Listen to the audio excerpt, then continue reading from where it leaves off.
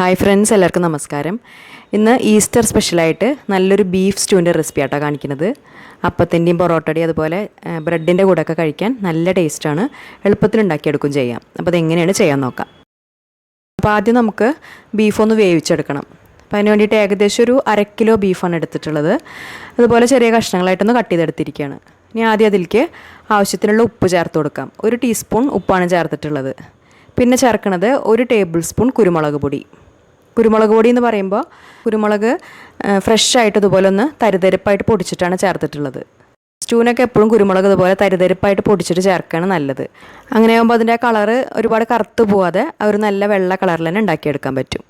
പിന്നെ ഒരു 1/2 table spoon വെളുത്തുള്ളി ഇഞ്ചിയും കൂടിയിട്ട് ചതച്ചത് ചേർത്ത് കൊടുത്തിട്ടുണ്ട്. ഒരു 5 അല്ലി വെളുത്തുള്ളിയും ചെറിയൊരു പീസ് ഇഞ്ചിയും കൂടിയിട്ട് ചതച്ചിട്ട് ചേർത്ത് കൊടുത്തിരിക്കുകയാണ്. പിന്നെ ഒരു സവാളയുടെ പകുതി, ഒരു ചെറിയ സവാളയുടെ പകുതി ഒന്ന് ഇതുപോലെ കട്ട് ചെയ്തിട്ട് ചേർത്തിട്ടുണ്ട്. അതിൻ്റെ കൂടെ തന്നെ കുറച്ച് കറിവേപ്പിലയും ചേർത്ത് കൊടുക്കാം. എന്നിട്ട് എല്ലാം കൂടിയിട്ട് ആദ്യം നന്നായിട്ടൊന്ന് മിക്സ് ചെയ്തതിന് ശേഷം പിന്നെ അതിലേക്ക് നമുക്കൊരു 1/4 കപ്പ് അളവിൽ വെള്ളം ഒഴിച്ചു കൊടുത്തിട്ട് അത് നന്നായിട്ട് വേവിച്ചെടുക്കാം.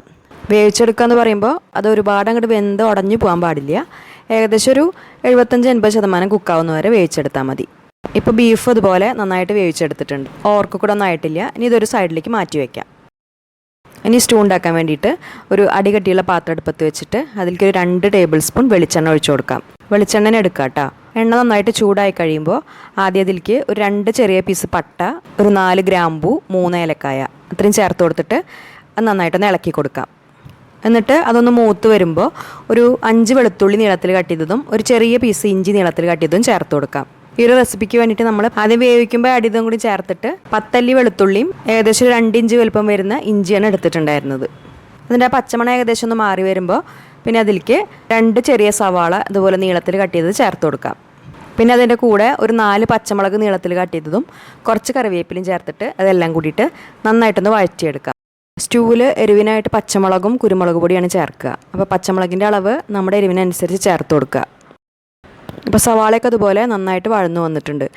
ഒരുപാട് അങ്ങോട്ട് ബ്രൗൺ കളർ ആവേണ്ട ആവശ്യമില്ല. ഈ ഒരു രീതിയിലൊന്ന് വഴറ്റിയെടുത്താൽ മതി. ഇനി അതിലേക്ക് നമുക്ക് ഒരു വലിയ ഉരുളക്കിഴങ്ങും ഒരു മീഡിയം വലുപ്പത്തിലുള്ള ക്യാരറ്റും ഇതുപോലെ ഒന്ന് കഷ്ണങ്ങളാക്കി എടുത്തിട്ടുണ്ട്. അത് ചേർത്ത് കൊടുത്തിട്ട് നന്നായിട്ടൊന്ന് ഇളക്കി കൊടുക്കാം. ഫ്ലെയിം ഒന്ന് കൂട്ടി വെച്ചിട്ട് ഏകദേശം 1 മിനിറ്റൊക്കെ നന്നായിട്ടൊന്ന് അങ്ങോട്ട് ഇളക്കിയെടുക്കാം. അതിന് ശേഷം പിന്നെ നമുക്ക് അതിലേക്ക് കുറച്ച് പൊടികളാണ് ചേർത്ത് കൊടുക്കുന്നത്.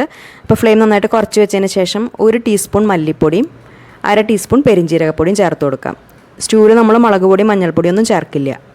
എന്നിട്ട് ഒന്നങ്ങോട്ട് മിക്സ് ആക്കിയതിന് ശേഷം പിന്നെ ഫ്ലെയിം നല്ലോണം കുറച്ച് വെച്ചിട്ട് അതൊരു 2-3 മിനിറ്റ് ഒന്ന് അടച്ചു വെച്ചിട്ട് വേവിക്കാം. 2-3 മിനിറ്റൊക്കെ ഒന്ന് അടച്ചു വെച്ച് വേവിക്കുമ്പോഴേക്കും അത് ഒന്നങ്ങോട്ട് വാടി വരും. അതിന് ശേഷം പിന്നെ നമുക്ക് വേവിച്ചെടുത്തിട്ടുള്ള ബീഫ് അതിലേക്ക് ചേർത്ത് കൊടുക്കാം. അതിൽ വെള്ളം ഉണ്ടെങ്കിൽ ആ വെള്ളത്തോട് കൂടി തന്നെ ചേർക്കാം. നന്നായിട്ടൊന്ന് മിക്സ് ചെയ്യാം. അതിന് ശേഷം പിന്നെ അതിലേക്ക് നാളികേരപ്പാൽ ചേർത്ത് കൊടുക്കണം. അപ്പോൾ ഒരു 2 കപ്പ് 2/2 പാലാണ് ചേർത്ത് കൊടുത്തിട്ടുള്ളത്. അത് ചേർത്തിട്ട് ആ കഷ്ണങ്ങളും ബീഫും നന്നായിട്ട് വേവിച്ചെടുക്കുക. അപ്പോൾ ഈ സമയത്ത് അതിൽ ഉപ്പ് നോക്കിയിട്ട് ആവശ്യത്തിനനുസരിച്ച് ഉപ്പ് ചേർത്ത് കൊടുക്കുക. ബീഫ് വേവിക്കുമ്പോൾ നമ്മൾ 1 ടീസ്പൂൺ ഉപ്പ് ചേർത്തിട്ടുണ്ട്. നോക്കിയിട്ട് ആവശ്യത്തിനനുസരിച്ച് ചേർക്കാം. എന്നിട്ട് ഇതുപോലെ നന്നായിട്ടും തിളച്ച് കഴിഞ്ഞാൽ പിന്നെ ഫ്ലെയിം നല്ലോണം കുറച്ച് വെച്ചിട്ട് അത് അടച്ചു വെച്ചിട്ട് വേവിക്കാം. ഏകദേശം ഒരു അരമണിക്കൂറൊക്കെ വേവിച്ചെടുക്കേണ്ടി വരും. അപ്പോഴേക്കും കഷ്ണങ്ങളും ബീഫും നന്നായിട്ട് വെന്ത് കിട്ടും. ഇടയ്ക്കൊക്കെ ഒന്ന് ഇളക്കി കൊടുത്താൽ മതി. ഇപ്പോൾ ബീഫും കഷ്ണങ്ങളൊക്കെ നന്നായിട്ട് കുക്കായിട്ട് ആ ചാറൊക്കെ ഇതുപോലെ ഒന്ന് കുറുകി വന്നിട്ടുണ്ട്. ഈ സമയത്ത് അതിൽ കുറച്ച് ഉരുളക്കിഴങ്ങൊക്കെ ഒന്ന് വേണമെങ്കിൽ ഉടച്ചെടുക്കാം. കറിക്ക് ചെറുതായിട്ടൊരു തിക്നെസ് കിട്ടാൻ വേണ്ടിയിട്ട് കുറച്ച് മാത്രം ഒന്ന് ഉടച്ചു കൊടുക്കാം. അതിന് ശേഷം പിന്നെ അതിലേക്ക് നമുക്ക് നാളികേരത്തിൻ്റെ 1/4 പാൽ ചേർക്കാം. അപ്പോൾ 1 കപ്പ് നല്ല കട്ടിയുള്ള പാലാണ് ചേർത്ത് കൊടുത്തിട്ടുള്ളത്. നാളികേരപ്പാൽ എടുക്കുമ്പോൾ നല്ല കട്ടിയിൽ തന്നെ ചേർത്ത് കൊടുക്കാനായിട്ട് ശ്രദ്ധിക്കുക. അപ്പോഴാണ് കറിക്ക് നല്ലൊരു ക്രീമി ടെക്സ്ചറും ടേസ്റ്റും കിട്ടുള്ളൂ. ഈ സമയത്ത് ഫ്ലെയിം നല്ലോണം കുറച്ചിട്ട് തന്നെ വെച്ചാൽ മതി. പിന്നെ അതിൻ്റെ കൂടെ ഒരു 1/2 ടീസ്പൂൺ കുരുമുളക് പൊടിയും 1/4 ടീസ്പൂൺ ഗരം മസാലയും ഒരു 1/2 ടേബിൾ സ്പൂൺ പച്ച വെളിച്ചെണ്ണയും കുറച്ച് പച്ച കറിവേപ്പിലയും ചേർത്തിട്ട് എല്ലാം കൂടിയിട്ട് നന്നായിട്ടൊന്ന് അങ്ങോട്ട് മിക്സ് ചെയ്തെടുക്കാം. ഈ വെളിച്ചെണ്ണയും കറിവേപ്പിലയും ചേർക്കുന്നതിന് പകരം നിങ്ങൾക്ക് വേണമെങ്കിൽ നെയ്യിൽ അണ്ടിപ്പരിപ്പും മുന്തിരിയൊക്കെ ഒന്ന് റോസ്റ്റ് ചെയ്തിട്ട് അങ്ങനെ വേണമെങ്കിലും ചേർത്ത് കൊടുക്കാം. രണ്ടായാലും നല്ല ടേസ്റ്റാണ്. 1/4 പാൽ ചേർത്ത് കഴിഞ്ഞാൽ തിളയ്ക്കാൻ പാടില്ല. നല്ലോണം ഒന്ന് ചൂടാക്കി എടുത്താൽ മാത്രം മതി. ഇപ്പോൾ നല്ല ടേസ്റ്റി ആയിട്ടുള്ള ബീഫ് സ്റ്റൂ റെഡി ആയിട്ടുണ്ട്. അപ്പത്തിൻ്റെയും പൊറോട്ടയുടെയൊക്കെ കൂടെ കഴിക്കാൻ നല്ല ടേസ്റ്റാണ്. നമ്മളത് ബ്രെഡിൻ്റെ കൂടെയാണ് കഴിച്ചിട്ടുണ്ടായിരുന്നത്. നല്ല കോമ്പിനേഷനാണ്. അപ്പോൾ ഈ റെസിപ്പി എല്ലാവർക്കും ഇഷ്ടമായെന്ന് വിചാരിക്കണോ. എല്ലാവരും ഉണ്ടാക്കി നോക്കുക. എന്നിട്ട് ഫീഡ്ബാക്ക്സ് മറക്കാതെ അറിയിക്കുക. വീഡിയോ ഇഷ്ടപ്പെട്ടാൽ ലൈക്ക് ചെയ്യുക. ഫ്രണ്ട്സിനും ഫാമിലിക്കും വീഡിയോ ഒന്ന് ഷെയർ ചെയ്ത് കൊടുക്കുക. പിന്നെ നമ്മുടെ ചാനൽ സബ്സ്ക്രൈബ് ചെയ്യാത്തവരുണ്ടെങ്കിൽ മറക്കാതെ ഒന്ന് സബ്സ്ക്രൈബ് ചെയ്ത് സപ്പോർട്ട് ചെയ്യുക. അപ്പോൾ നല്ലൊരു റെസിപ്പി വീഡിയോ ആയിട്ട് ഇനി വീണ്ടും കാണാം. താങ്ക്